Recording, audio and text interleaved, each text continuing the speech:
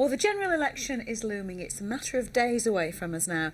And the theme this year really seems to have been that television presenters and reporters are all getting in on the act. So we're not going to be outdone on Four Wheels Good, are we, Mike? We're not. We've got we get serious on Four Wheels Good. We're actually talking politics. We're talking manifestos, and we're telling the politicians and perhaps the public as well the sort of things that the next government should be doing on the roads. To be fair, it's actually our very own rebel without a pause, Mike Rutherford, who's been working on the Election Manifesto. And I've gone through and I've picked out some of the finer points from it because it's a bit long, to be honest, and we'd be here for about 3 weeks if we went through it all. But seriously, Mike, drunk drivers, what do you feel? This is your first point on the 97 Election Manifesto, according to Mr Rutherford. Drunk drivers. Well, I actually think let me make an admission on air. I've probably gone out drinking when I shouldn't have been driving. I'm not going to admit that I've been drinking and driving as such and breaking the law, but I've been to pubs during summer, just like everybody else, and had a beer or two, and maybe perhaps not known if I've been below the limit or above the limit. And I don't like having to guess that every time I go to a pub, every time I have a drink. So I think the easiest way for me and everybody else is to have a zero alcohol limit. If you're driving, you cannot drink. And that means, of course, that if you're stopped and you've had one drink, well, you're banned from driving for a year because you're over the limit and you shouldn't be driving. Fair enough, but next day, right, OK, you go out for a few drinks on a Friday night. Yep. What about the next morning? There's always going to be a trace of alcohol in your bloodstream the next day. So how do you cover that one? Well, there's two types of driving the next morning, as it were. One is when you're driving the next morning and you're still drunk from the night before, effectively. You're still over the limit, which is a major, major problem. But I think probably what you're talking about is what happens if you go out on a Friday night, or come to that on a Sunday lunchtime. You down a bottle of wine, and then on a Monday morning you're driving to work. Of course, I'm not saying that somebody who has a drink on a Sunday lunchtime should be done on Monday morning. And even if a few traces of alcohol do crop up in the blood test, I think that there's got to be an enormous amount of discretion. And if on a Monday morning you're seen to have a little bit of alcohol in your blood, I think, like I said, discretion comes into play, and of course you wouldn't be banned, you wouldn't even be fined. That's sensible. Let's not forget, of course, that you can create some alcohol in your blood without even having a drink. Certain foods, if you eat an awful lot of fruit, for example, you'll get alcohol in your blood. And again, the same rule would apply. But what I'm really saying is that if somebody stands in a pub and has half a lager or a glass of wine, then they're over the limit. And then we know where we stand. You see, that's I'm being selfish in a way. You know, at the moment, I guess. Sometimes I go out and have a couple of halves of lager, a couple of glasses of wine. I don't know if I'm over the limit or not. Take all the guesswork out of it and just have a zero limit. The people that may be the ones to introduce it, the MPs. Now, they have a nice life, don't they? Ministerial limos. Well, they have an easy life. You're probably going to say I'm being extreme now, but for starters, with He's always extreme. with ministers, the first thing I'd do is charge them for parking like the rest of us. When politicians, MPs in particular, go to somewhere like the House of Commons or your local civic centre, how often do you see a town hall where everybody's paying a fortune to park around the town hall, but the town hall car park has lots of cars parked in it free of charge, councillors and all sorts of other people. They should be paying. The MPs in Westminster, there's a nice underground car park at Westminster. They should be paying the going rate, which is about 25 quid a day in London, to park their cars in or near Westminster. And as for ministerial limos, I mean, they run around in Rovers and Jaguars and whatnot at the moment. I think it's quite simple. They should all be running around in Rover 100s, the Metro, as it still should be called, because that, of course, is one of the least safe cars on the road. And as far as I'm concerned, all our ministers can be in the least safe car on the road. OK, Mike, next point on here. The road fund licence, we eliminate it. So how do you make up for the lost revenue? Well, it's very simple. There is a system already in place. VAT and duty is charged on fuel, so the infrastructure is there. The paperwork is already being done. Money is already going to the Treasury in that department. You just give the Treasury a bit more. You put a little bit more tax on fuel. You do away with the archaic tax disc, the road fund licence, and you eliminate fraud overnight. There will be no road tax disc evasion because you can't evade it anymore. You're paying for it. The only way of evading it, of course, is not paying for your fuel. And of course, that way, with a penny or two on fuel to make up for that lost revenue, that means that the more you drive, the more you pay, and that surely must be the way to go. Currently, if you're a little old lady, a pensioner who uses her car once a week, you pay the same road tax as the rep doing 50,000 miles a year. go to my system, the rep pays an awful lot more for his fuel during the course of the year. The little old lady at the end of the year saves money because she's only buying a couple of tanks full every year. It seems fair, and also you save on all the money that you spend chasing people who do evade the licence. Yeah, and also you free the. How often have you seen the police checking to see if somebody's got a road tax disc? I don't want to see police officers, highly trained police officers, chasing people for crimes like that. I want to see police officers chasing the real criminals. You know, the carjackers, the car thieves, the people who vandalise cars, and 1,000,001 other crimes. I want to see police officers doing real policing. I want to see police officers doing administrative work, which is chasing people who have forgotten maybe to renew their road tax.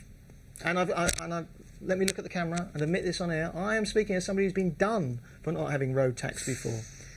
Not because I was trying to evade it, because it's financially it's not worth because evading. you're just so busy being an international jet setter and never in the country. Oh, was it run out, officer? I didn't have a clue. Now, you talk then about groups of people that break the law. Now, there's a group here that we think should be added to this. Clampers. We hate clampers, don't we? And why do we hate them? Well, I don't think we can say on air precisely why we hate them and what we'd like to do with them, but we can. You said it 5 minutes ago, so come on. Yeah, and I've said it to a few of their faces. I mean, these people are, it's legalised mugging. I mean, that's what it is. There's a law that says they can go round impounding people's property, then holding a gun at your head saying, unless you give me £100, £150, I'm not going to give you your property back. It would be a bit like being in a restaurant and somebody grabbing your coat or your jacket from behind your table and saying, well, I'm not going to give it to you back until you pay the ransom.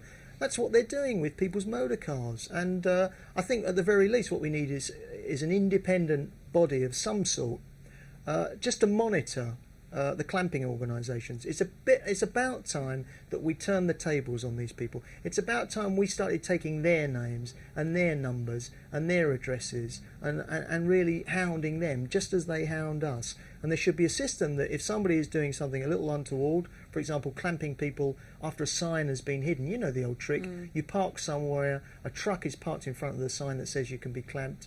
The truck is moved, the clampers come in and clamp you, then they say afterwards, didn't you see the sign? Well, of course I didn't see the sign because it wasn't visible. I mean, that is legalised theft, and we should clamp down, if you'll excuse the pun, on those people, and similarly with parking attendants. I'm not talking now about traffic wardens, I'm talking about these privatised little Hitlers, these guys who look like they should be working on the Berlin Wall, or were working on the Berlin Wall before it was pulled down. These guys who stalk people around London, chasing them, watching them. And to it's not overrun just them. London, because it's a big problem all over the country. Absolutely, as well. and in fact, yeah, I'm 2 or 3 years behind the time. When they were introduced in London, I said, watch out Manchester, watch out Glasgow, watch out Birmingham. These people will start the ball rolling in London. They'll make a fortune, and then they'll move further out to all the other big cities and and eventually it'll be every small village and town. These people will go around and they work on the basis that if you overrun your time on a parking meter by 1 or 2 minutes, then you'll be done. 30 quid, 60 quid, something like that. What that means to you, let's go back to that little old lady, the pensioner maybe, who can just about afford to run a car. She goes down the supermarket, it takes her a little bit longer to get through the checkout than she thought it would. She overruns her time by a minute, and her weekly shopping bill, which was probably 20 quid, has now increased to 80 quid because she's got to pay a £60 fine. That is not justice. And again, you're probably going to call me a right-wing Genghis Khan, but I see people getting off for all sorts of serious offences. I see people getting warnings. I see people being in court for crimes they admit that they've committed.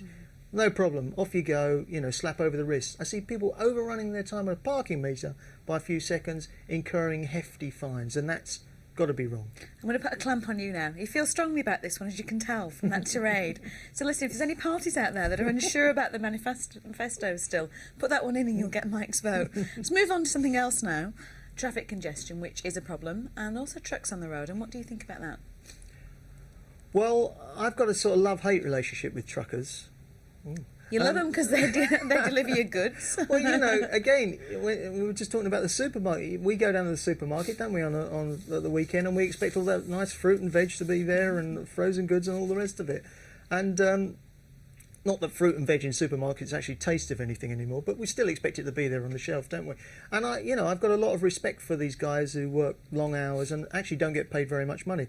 But one thing really two things annoy me about them. One is that I think their driving standards are dropping. You know, truck drivers in the old days it seemed to me, were craftsmen. You know, it was almost like a trade being a truck driver. Today, I mean, some of the things they do, they just work on the basis basically that I've got a 38-ton truck and it's 40 foot long, and you're in a Fiat Cinquecento that's 2 foot long, and you're going to come off worse than me, mate, so you better move out of my way. Every viewer we have who is a truck driver is now, of course, turning the channel. Goodbye.